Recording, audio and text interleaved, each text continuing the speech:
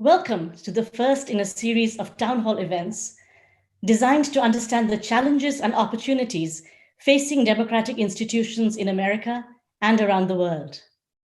My name is Raka Ray, and I'm the Dean of the Division of the Social Sciences at Berkeley and faculty lead for our Reimagining Democracy initiative. We live in a precarious historical moment marked by division and defiance. The world has undergone momentous changes in a very short amount of time, even before this once-in-a-century pandemic claimed hundreds and thousands of lives and wrecked the global economy. Throughout the globe, the concentration of wealth among the very few, policies that favor the better off, and the dismantling of collective goods and social protections have fueled resentment, distrust, and despair among those left behind. With a defining election on the immediate horizon in the United States, the situation could be a cause for despair. Alternatively, it could be an opportunity to rethink and rebuild the foundations of a truly democratic, egalitarian, and emancipating future. As the premier public university in the country, we believe that the public university and the disciplines it houses share the idea that the success of human society has depended on the development of common understandings and recognition, exchange and cooperation, redistribution, and collective goals. It is to this idea that the Berkeley Initiative to Reimagine Democracy orients itself. Today's town hall meeting, titled The 2020 Election and the Politics of Racial Justice, hosted by the Institute of Governmental Studies and the Travers Department of Political Science, is the first in a series of national conversations under the Reimagining Democracy initiative. I would like to thank the many faculty and university leaders who have enabled this effort. I would particularly like Chancellor Carol Christ for her leadership. To introduce the program to you, I now turn it over to Professor Cristina Mora, Associate Professor of Sociology and Co-Director of the Institute for Governmental Studies. Cristina.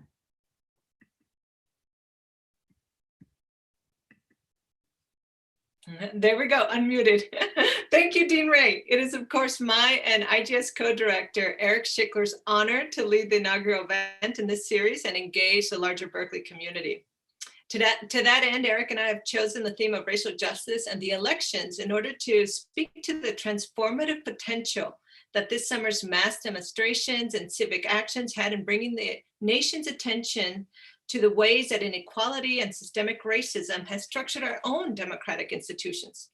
The issue of racial justice has undoubtedly been front and center in this election cycle, whether it be in discussions of the very stark ways that the pandemic has ravaged communities of color, to discussions of police reform, and even DACA and the future of immigration policy. There is a sense on all sides that this election will be enormously consequential for the way that we think about equality, citizenship in America, and the way how the nation's potential to truly build a just and inclusive multiracial democracy. And so Eric and I have invited two experts to help us dive into these issues. Our first guest is Rupert, a 2006 UC Berkeley law alum, political strategist, and writer who most recently was campaign manager for Secretary Julian Castro's 2020 presidential run, and then subsequently senior advisor to the Warren presidential campaign. Upon becoming campaign manager for Castro, Maya became only the third Black woman to ever run a major presidential campaign and oversaw Castro's Opportunity First PAC and Presidential Exploratory Committee.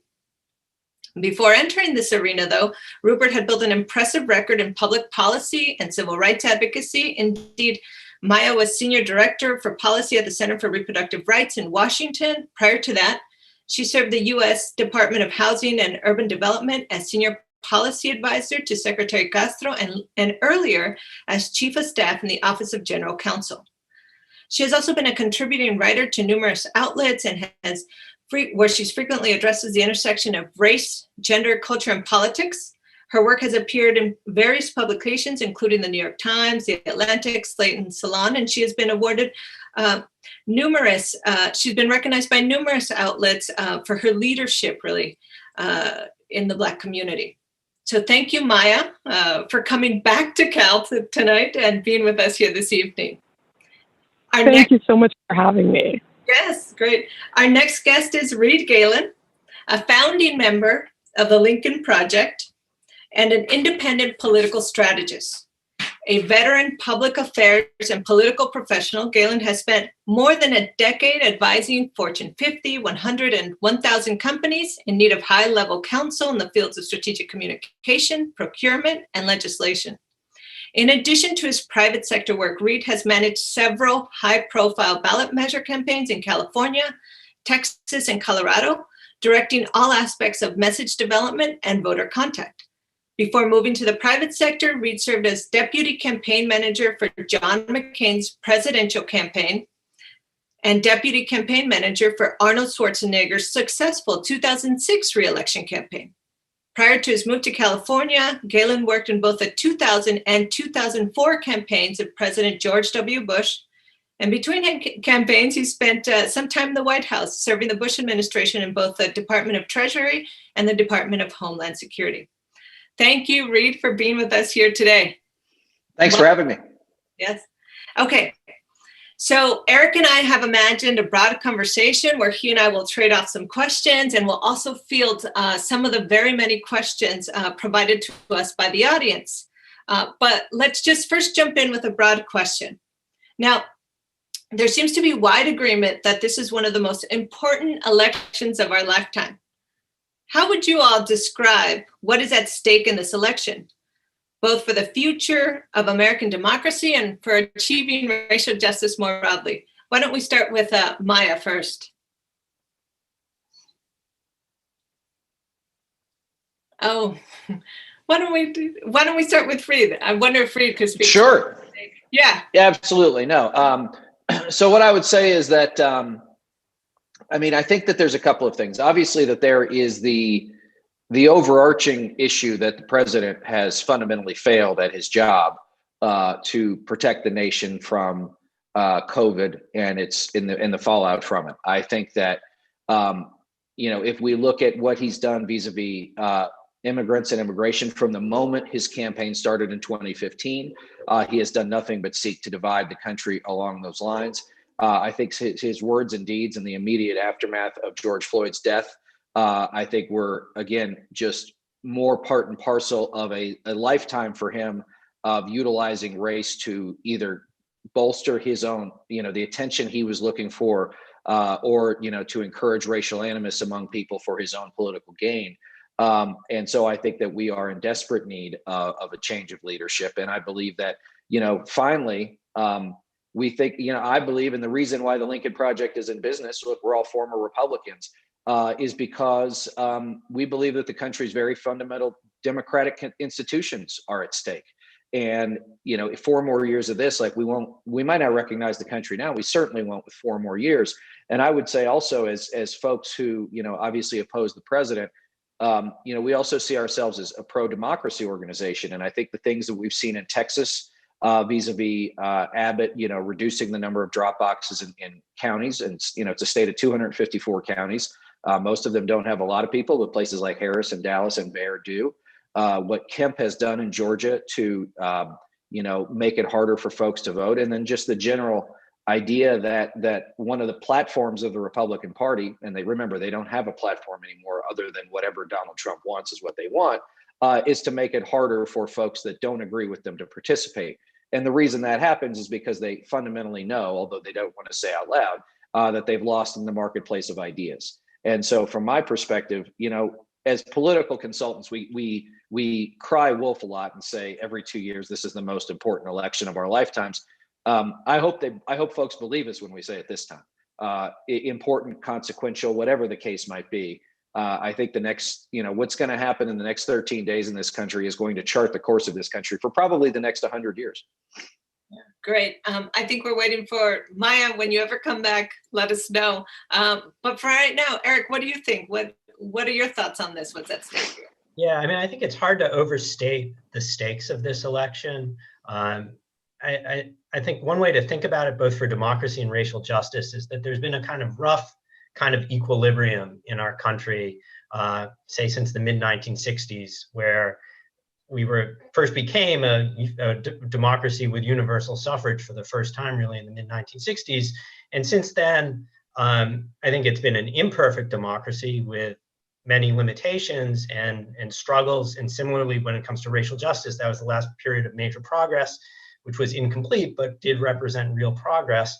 And we were in this rough equilibrium that started to, I think, become a little bit undone in the lead up to Trump's election. But since then, is really what Trump has done is just totally upset that equilibrium and put things much more up in the air, where both basic democratic institutions, as Reed alluded to, and the sort of basic understanding of the politics of race have been deeply unsettled. And I think a Trump victory would be one that in some sense sustains and furthers the project of limiting voting rights and of much more explicit appeals to white supremacy in a way that just had been ruled off the table before. On the other hand, in terms of Trump, by upsetting this equilibrium, I think that President Trump has ironically created the potential coalition in politics to make actual real progress, both on democracy being sustained and improved, and finally addressing racial justice in a way that's much more sustained and far-reaching than in any time in recent decades. Great. Maya, I see you now. I hope I can hear you. Are you, if you're in, we'd love to know your thoughts on what's at stake in this election. Eric has spoken broadly about sort of the shift in racial politics and sort of how this is a defining moment now. And Reed has talked a bit about the attack on democratic institutions. How would you sort of think of what's at stake with this election in terms of racial justice and sort of from your vantage point? Sure, and apologies for that, but the good news is, while you couldn't hear me, I did actually get a chance to hear the other responses and definitely agree with everything that's been said. And I would just add that, I mean, I really do feel like this is it's a moment. I think what we have seen and what has been laid bare with Trump's presidency is how fragile some of the democratic institutions that we've sort of taken for granted really are. How many of those things are just sort of, this is the way things have been done. It's not that there's a requirement, it's that everyone has sort of played by a set of rules that everyone had agreed to. And he has really kind of blown that up. And so I think on one hand, what we are faced with is a fundamental question about what kind of country we want to be, and really what kind of honor we want to give to those institutions. If we're comfortable with the direction that he's taken us, or if we want a shift. But more than that, and I think there's sort of the question of, do we correct back from where Donald Trump has taken us? And then there's the question of, what do we do with that back now? What does, sort of the world that existed before that, is that where we want to be? Were we looking for that equilibrium, or do we want to go further? Do we want to challenge ourselves to more? And I think that question is no more stark than in the question of racial justice. I think that we have, we've really seen in the past few months of there's been a turning point, and that reason is, we've seen these uprisings across the country. People are responding to something, and I think that we have an opportunity to make sure that. Oh no! Well, Maya brings up some. We'll get this thing figured out before long.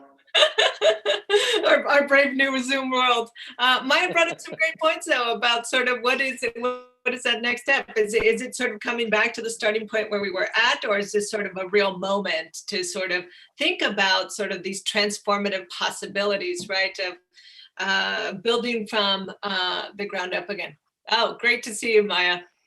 Thanks. But let's think, when I've been hearing in the news right now, early voting is on. I think early voting started in some of the swing states, for sure. Florida. Yeah, North Carolina started the first week of September.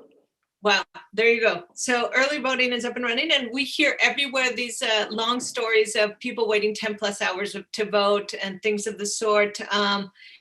And there are lots of stories about sort of the vote and sort of the practice of voting. I know, Reed, you mentioned sort of the lack of ballot boxes, as these are particular strategies. What does sort of what is this sort of attack on voting or the state of voting? What does that portend? What is that about? What do these long waits tell us about what's, steps ahead? Well, I mean, I think I hope there's always a silver lining. I think some of the silver lining on the lines is that there's just such incredible enthusiasm going on to participate right now. And that's great. And it very well might be that a lot of places, where early voting is conducted, there are typically, I believe, less early voting centers than there are election day polling places. So that's part. And then, as we mentioned in Texas, they did seem to go out of their way to make it more difficult to, participate. I know that I think Ohio, they had reduced the number of drop boxes also to one county. I think that might still be adjudicated at the Sixth Circuit. But I think, the thing is that the Constitution gives the states sort of broad license to decide how they're going to conduct their elections. And I'm not necessarily opposed to that, given that each state has its own geography, demography, whatever the case might be. How you do something in Alaska isn't necessarily how you should do something in Florida.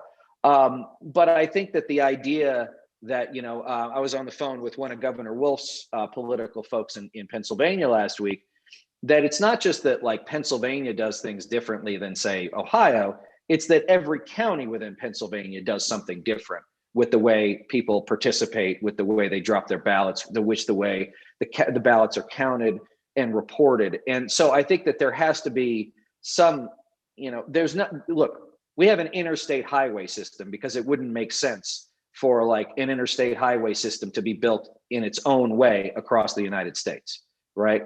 I'm not saying that we should tell states this is how you're going to conduct elections, but the idea that we're just going to have this rigmarole of different, of different systems, of different equipment, of people who, some places are elected, some places are appointed, sometimes they have the staff, sometimes they have the funding.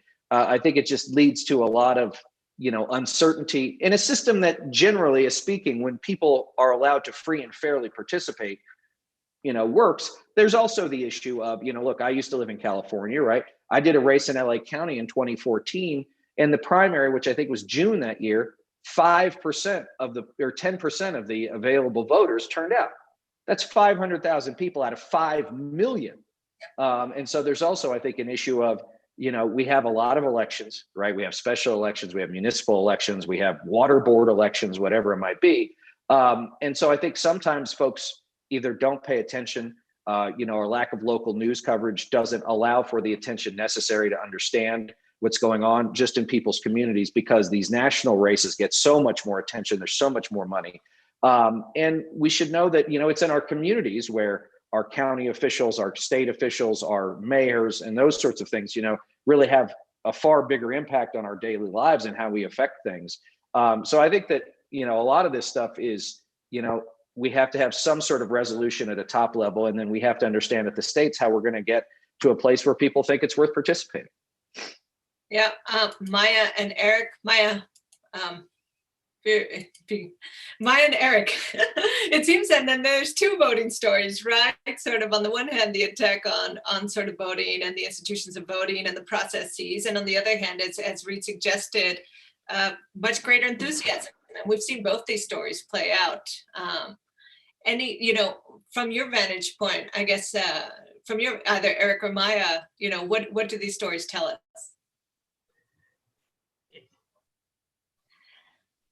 Well, we will hear you soon. You're still while Maya's audio connects. I think that it's clear that many voters see the stakes in this election, and there's a lot, and so I think the enthusiasm is something really important to mark. In particular, that we're seeing communities that in the past had not been turning out to vote, turning out in increasing numbers. I think in some ways that connects up to the protest movements that we saw in the summer, Black Lives Matter and racial justice protests, in terms of helping mobilize people and get people to see the big stakes in these elections. And so that, again, is the optimistic side of this, is that people are mobilized, people are engaged, and that is one reason we're seeing this tremendous, rush to the ballot this year, more so in the past. Great. Maya, did you see that link, or have you seen that link from sort of the summer and Black Lives Matter and enthusiasm? Absolutely. I think you see that link. I think you see so many people feeling motivated. But the other side of that, and that one I think we have to be really concerned about because it's very disturbing, is that that's also when you see an increase in the disinformation that is specifically geared at getting people to not want to vote, to tell them your vote doesn't matter, the parties are the same. And we see that it has targeted the Black community. And there have been people online who've been saying this for a very, very long time. The hashtag your slip is showing, that started because a number of Black women noticed a number of essentially like people who were pretending to be Black women trying to discourage people from voting and from participating. That it was sort of this counter disinformation campaign that didn't get caught as such because it just happened organically. But this has been going on for a while. But I think what we see and what is so both hopefully makes people feel powerful, but also is something we have to be very vigilant about, is that clearly there's a problem. Clearly someone sees that when people are paying attention, when they're feeling engaged, when they feel like their vote matters, things are going to change. And so you see that, yes, you see this outpouring of support, but you see so many of these insidious efforts to get people to not feel like they should show up, that it's going to be worth it. And so, yeah, I mean, I think that link is there. And I think we have to both celebrate it and make sure that we're protecting people. Great. Maya, your comments remind me of some of the big stories out this week about, social media and disinformation in Spanish language media. I think so much of the attention has been based on sort of, just disinformation on social media, period. But then this whole other market. And if we think of Latinos in the United States, there's such a captive market to the small number of Spanish language websites or smaller numbers of sort of venues of information that they became sort of a very captive or sort of vulnerable population to some of these, what are now becoming massive disinformation campaigns even there. And I think your point is correct on the sort of instilling fear and uncertainty and the way that can have a dampening, right? So who do I believe? I don't believe anybody, Right. And then it sort of cycles into the whole sort of language of fear of the Trump administration too. And let me just say this, as someone who, we have an entire team who spends all day, looking at the Proud Boys and listening to the Russians and all that kind of stuff to see what they're doing in the run up to the election and any trouble that they may want to cause post-election. And here's one thing we should never forget: the Donald Trump, Steve Bannon, Facebook, OANN, RT, doom loop, they are very powerful, they are very effective, and they are very efficient. These messages move, they move fast. Facebook, I hate to say this to a bunch of folks in the Bay Area, is an open sewage pipe into American society with disinformation and ugliness. And these folks move it, and they move it fast. And, it's all well and good for Facebook to say, oh, we're going to cut off, advertising for the last 10 days or whatever it is they're going to do. That doesn't do anything for the 86,000 Proud Boy groups who are out there pushing this stuff around. And so I think that Maya's absolutely right. I mean, I know that in Michigan, I think it was last month, Jocelyn Benson, who's the Secretary of State there, had a report that they were, someone had paid for robocalls. In fact, I think it was those two Trump idiots who said, if you vote by mail, we're going to come to your house and pick you up on your outstanding warrants. Now, there's a really good chance that the vast majority, maybe all of the folks they called, have never had an outstanding warrant and don't have one now. But again, it's just enough to convince folks maybe it's not worth participating. And that's the danger. Trump can't win a high turnout election. That's why the whole campaign has been predicated on disunion and fear and ugliness, to dampen the people who want to participate, who believe it doesn't matter. It's delegitimate. No matter who I vote for, it doesn't matter. And so that's where I think, it's not just like Trump and all the ugliness of his policies, but also this fundamental wrecking of whether or not it's political communication, social communication amongst people. It's got to stop now. We got to staunch the bleeding now. And only once we do that, can we figure out, okay, how are we going to go do these other things? And be clear, the people I just described will not stop on November 4th. They will continue. And that will be a fight that goes on. Yeah. Speaking of high turnout and the targeting of specific community, it makes me think of just sort of what the electorate is looking like and how that differs from elections past. It makes me think of sort of the role of Latinos. Latinx communities will make up the largest non-white voting bloc in 2020 election for the first time in US history. Our poll and many other polls, though, have found that, there's a consistent sizable amount, upwards of 30% that are looking towards supporting Trump.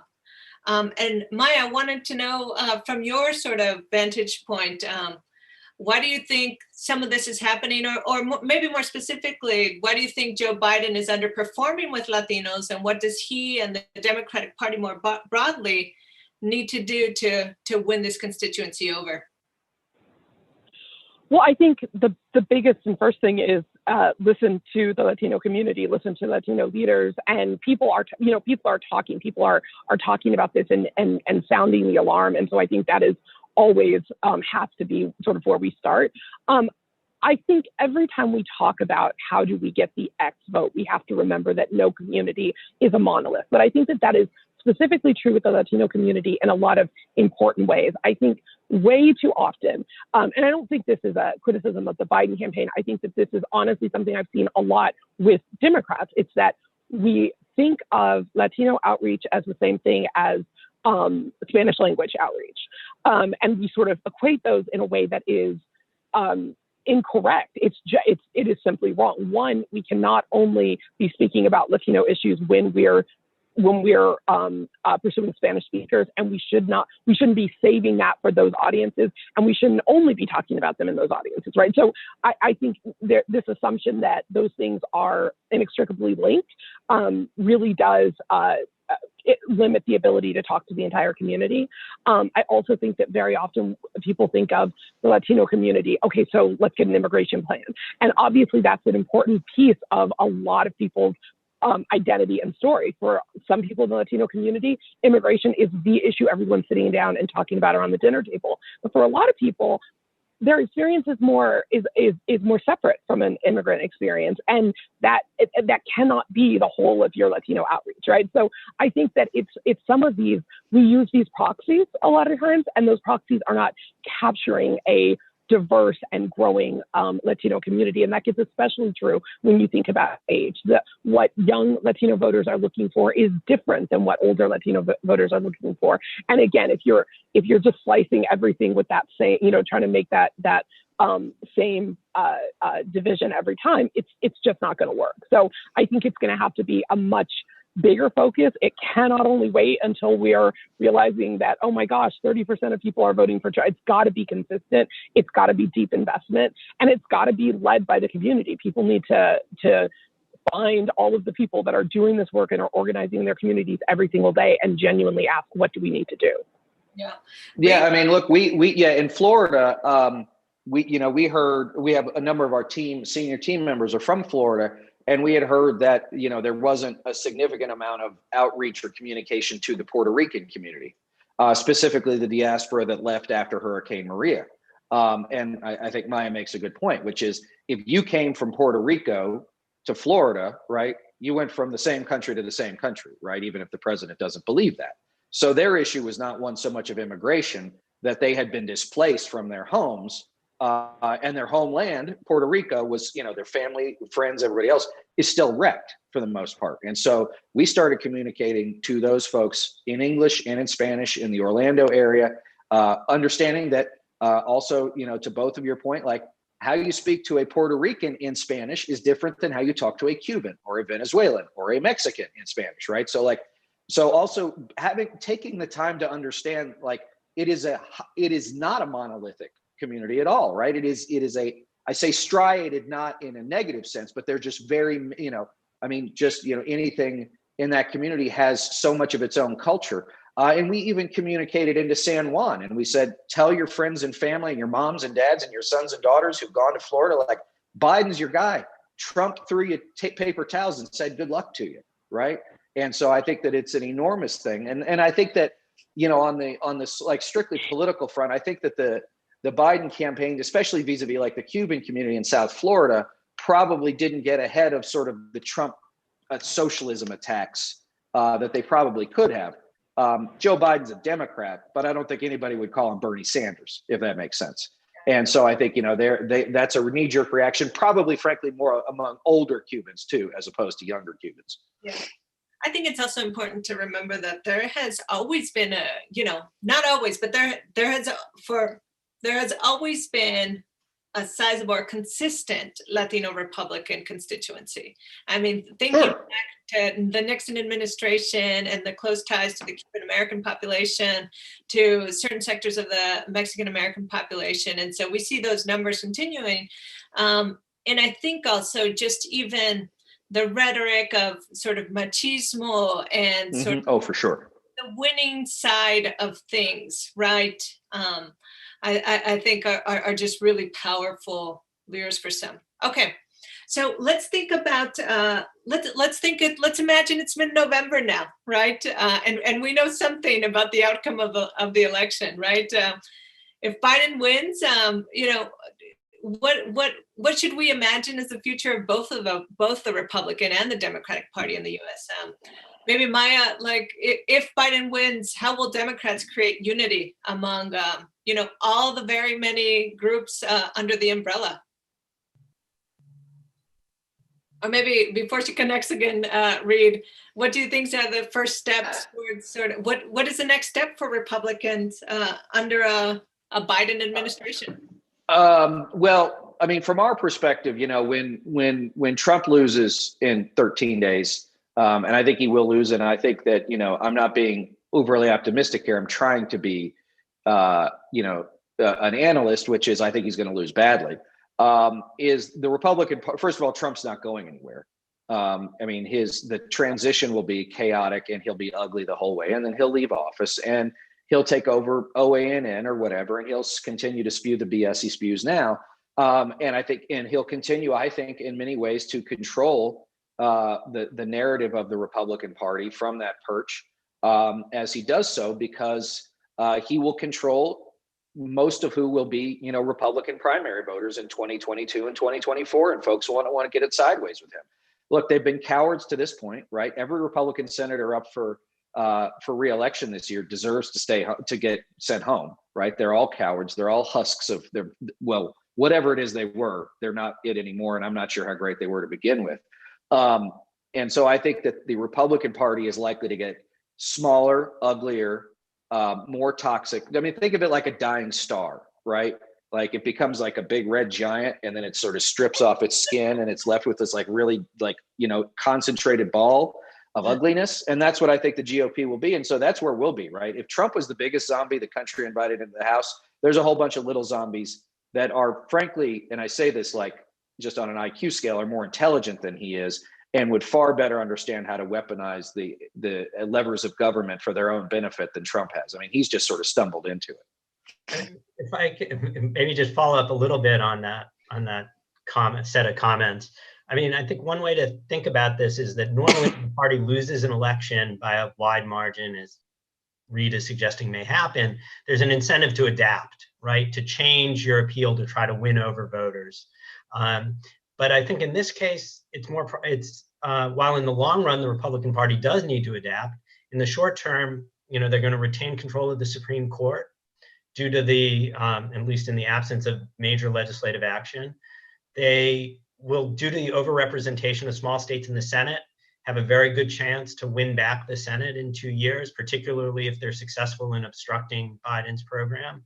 And they'll control many state governments. So there's less of a kind of normal check to force the party to adapt. And I think that's one reason why, I think Reed's kind of pessimistic analysis about where the party's likely to head, I think is probably correct.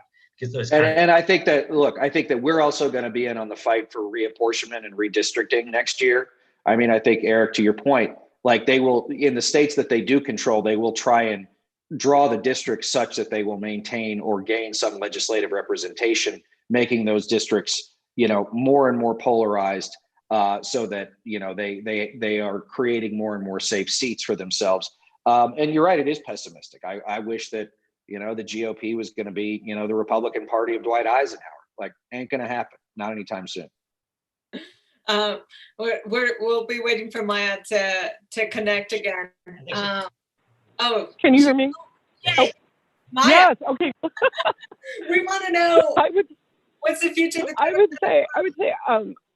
I definitely share the fears about what could happen on the Republican side. I think on the Democratic side, I think that there's going to be a huge opportunity. I mean, I think that if there is, if Trump loses and if he loses badly, there is going to be a significant mandate, and there are a lot of people in the progressive wing of the party who are going to really, I think, take that moment to try to push for some big structural change, to really argue that we need to meet a moment, right? That how we got to a situation with Trump was not overnight, and so we need to correct the things that sort of laid that path. And so I think what we're going to see is, the Democratic Party figuring out just how much the progressive wing of the party is going to be able to help shape that agenda moving forward. Great. This brings me to sort of thinking about, well, let me just ask the inverse question. We should, given a Trump win, what do you think is the recourse for both parties? Let's just say, you will see nothing but taillights and the dust from my tires as I drive north to Canada and ask for asylum. So. All right, Maya, what do you see what do you see in a? I mean, look, if Donald Trump wins, then I think we have a different conversation to have. I think we have to have a reckoning as a country. When we were all shocked in 2016, we got to be shocked once. If it happens again, then it's okay. This is clearly who we are. At least enough of us to continue to elect someone like this. And I think that at that point, I really think, one, it's a nationwide wake up call that he saw what it was. He was everything he said he was going to be, and they still, for whatever reason, chose him. And I think that says a lot about our national character that I think has to be grappled with. I would say on the Democratic Party, I would hope in a moment like that, people, realize that this is not, that again, it's about rising to a moment. If this is what we're up against, and if there are people who are willing to see what this man has done during the course of his presidency for 4 years and give him another 4, the argument that, things are going too far, you can't push too, I think that argument leaves when we see how far opponents are willing to go. And so I think that I would hope in a moment like that, there'd be a lot more people who feel, who feel like it's time to actually look at the systemic change that we can make and start taking it seriously, so that that's not a wing of the party, but that becomes the mainstream of the party. And may I just say one thing quickly about the Democrats? If Biden wins and they expand in the House and they take the Senate, I think Maya is absolutely right about the progressive side, and Biden and Schumer and Pelosi will be under enormous pressure from the progressive wing to do a lot of the things that I think Maya is talking about. And what I would say, again, being a former Republican, is I would urge restraint. First and foremost, there is no new normal until and unless we get COVID under control. There's no going back to work. There's no going back to school. There's none of that, right? We might see the peak of COVID as Joe Biden is being sworn into office. And so I would say, if you want to build and I use this word in its most narrow sense, if I were advising y'all, which I'm not, I would say, if you want to build a durable majority, say, what is it that we need to do now to fix the problems we have now, and lay the foundations for the problems we believe must be broadly addressed as we go forward. Because if you get everything you want in 2 years, you're going to lose the Senate in 2 years, and we'll be right back to where we started. And so that would be my only advice, which no one will take. So, Eric, your thoughts on this? there are two separate questions. One, in the Biden victory, I think the way I would think about it is, yes, COVID is an urgent priority. I think at the same time, Democrats, in part because of the points Maya raised about the kind of character of the country being at stake, they need to prioritize a democracy promotion agenda. So, for example, voting rights and securing the ballot. For Everything. sure.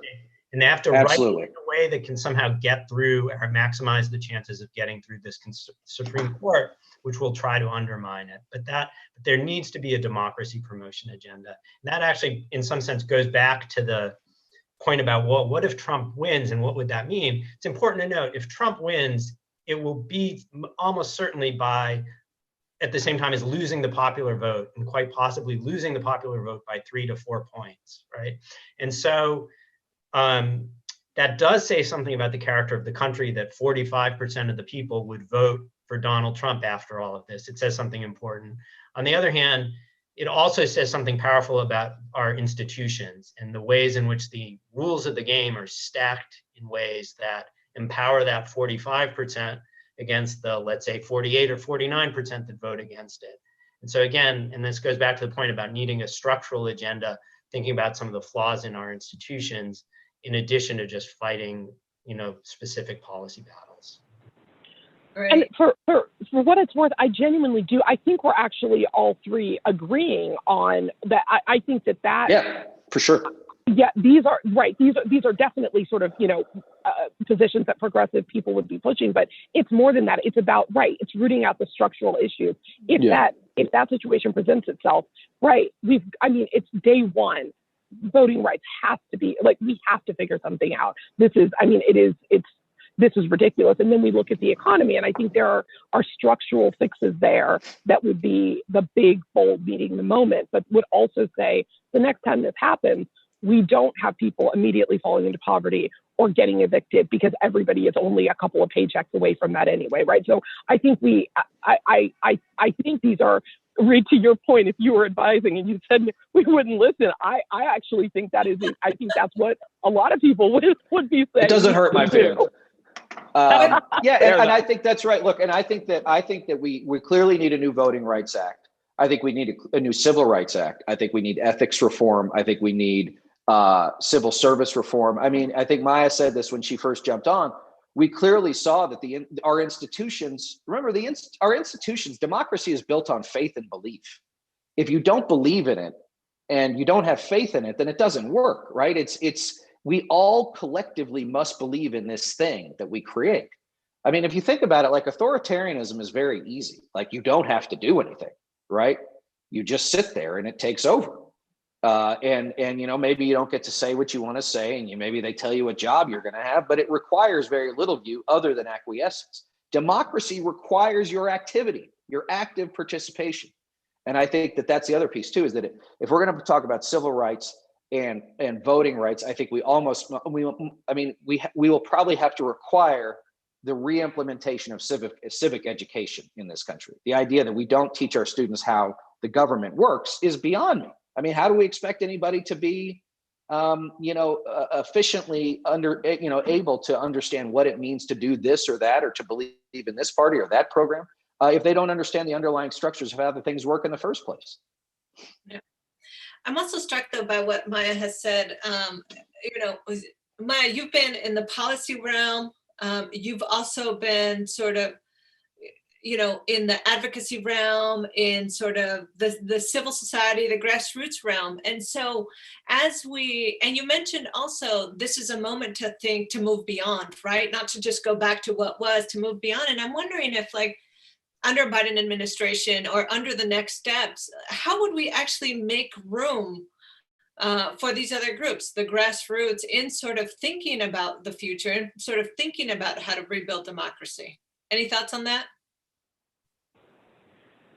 I think, I'm sorry, when you say other groups, who exactly do you mean? Beyond the political actors that we think of, actually thinking about protest groups or grassroots more in conversations of rebuilding democracy.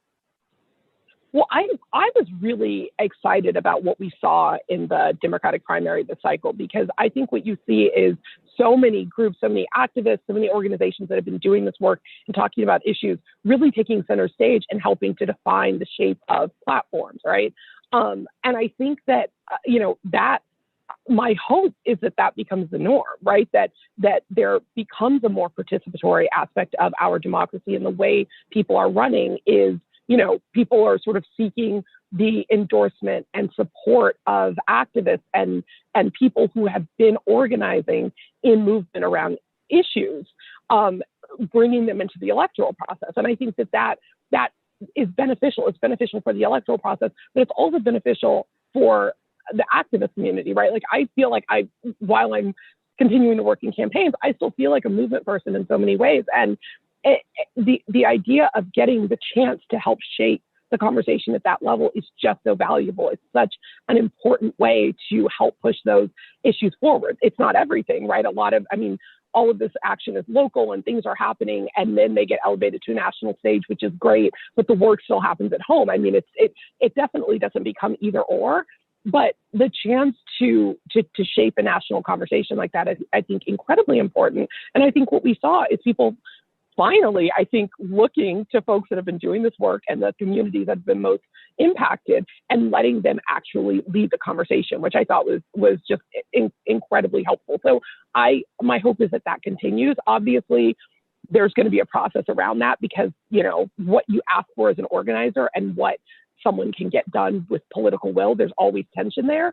And that means that organizers are supposed to ask for everything, and electeds get done what they can get done. And that's how the process works, right? And so I think as long as we remember that, as long as everyone remembers that the role of an organizer is to never stop asking, I think that we actually create a really great system that helps our politics and helps our people.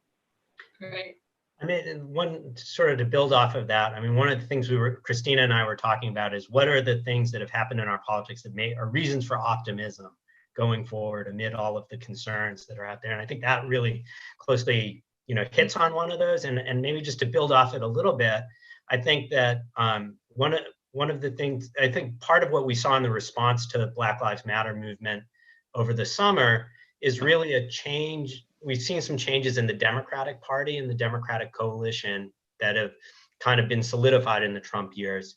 And so one is just the recognition, obviously, that people of color are such a, critical part of are a big chunk of what the Democratic Party is. And the fact that Joe Biden owes his nomination in many ways to Black voters in a bunch of states that pulled him over got him over the line is important.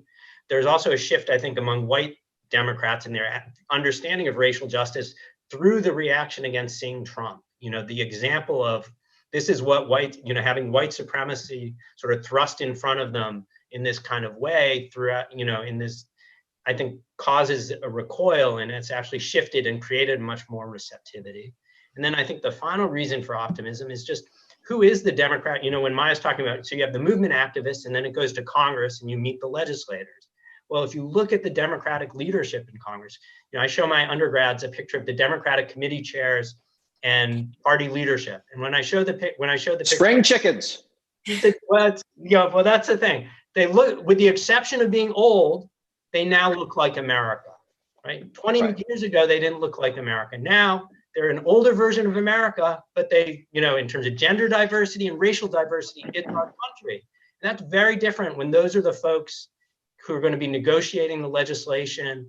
It doesn't mean everything will be easy, but it just creates a different context than what we saw even in prior Democratic administrations. So can I say that, from where we sit, our goal, to beat Trump was to beat Trump and to really root out Trumpism, and we'll continue to do that. But to do that politically was to get about 1% to 4% of Republicans and independents to come off of Trump and either go all the way across to Biden or just lay off of him. And he won so narrowly 4 years ago, he can't afford to lose any votes. And it at least appears, certainly in early voting, that he's losing a lot and underperforming in places he performed well before.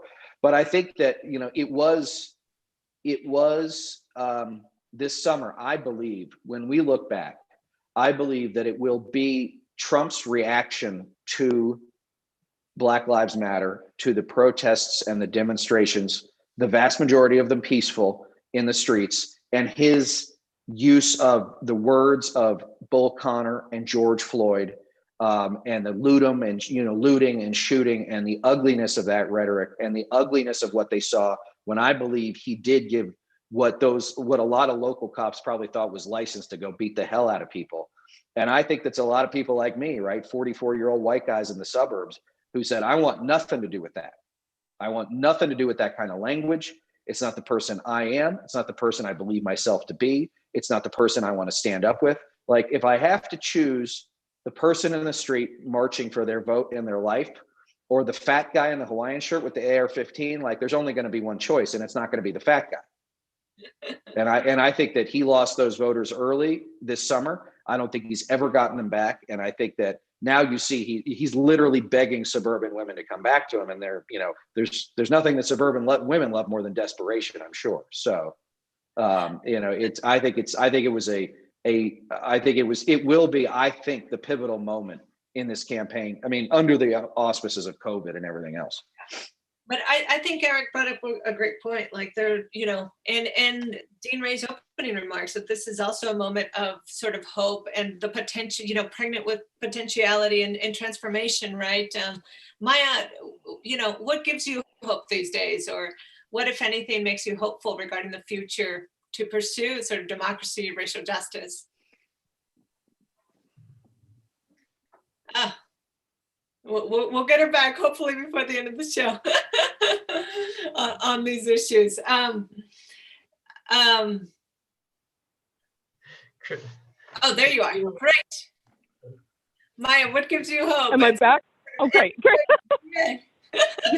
Honestly, I was really the uprisings that we saw across the country in response to just to the continued violence that Black folks are seeing at the hands of police, and the fact that those uprisings got bigger. I talked to so many people over the last few months who, Black people who we were sort of checking in with each other and asking why this time was different and trying to understand it, because every time this happens, we check in with each other, but this time our non-Black friends were checking in, our white friends were checking in, and all of a sudden we saw something different. Being reminded that, everyone's humanity is touched in those moments of brutalization, when it started to feel like it was only our humanity that was being touched in those moments. Being reminded that happens and seeing the impact of it makes me feel incredibly hopeful, because that is, it's moments like that and everyone taking to the streets that every single time we've made big change, that's what has happened, right? It's the collective moral outrage, and whatever your formative political moral experience was, it was touched on by something that sometimes people refer to as identity politics, and it was people in the street demanding something different, right? And so I think that being reminded of that history and then seeing it play out is making me feel like, okay, this is hard, but we got this. We've done this before. We can be good at this. That's great. That's a great segment to end on. We got this. I want to thank, Reed, thank Maya, thank all of you for being with us in the Berkeley community in this program. And to close our program, what I'm going to do is turn it over to Christian Gordon, who's Assistant Dean of Development for the College of Letters and Science. Hi, Christian. Thank you, Professor Mora, for an outstanding job in moderating our program. Thank you to Professor Schickler, the Travers Department of Political Science, the Institute of Governmental Studies, and the IGS Advisory Board for leading and organizing such a thoughtful program. Special thanks to Maya Rupert and Reed Galen for sharing their insights and their expertise. Extraordinary challenges demand extraordinary leadership, and we are indebted to Dean Rocker-Ray for her leadership of the Reimagining Democracy initiative, and to Chancellor Carol Christ for her dedicated and skillful leadership of our institution. Most importantly, thank you to the 1,000 members of our community who registered for this program. Future Democracy Town Halls will feature research and insights from every corner of our university, uniquely positioned to address the multidimensional issues facing democracy. No other institution brings to bear our scale, excellence, and public mission. Success will depend on bringing together all members of our community, faculty, students, alumni, and friends. Thank you for all you continue to do to support UC Berkeley. In your email inboxes tomorrow will be information on future programs and ways for you to be involved. We look forward to it. And we thank you for your questions, for joining us, and your insights. Good night.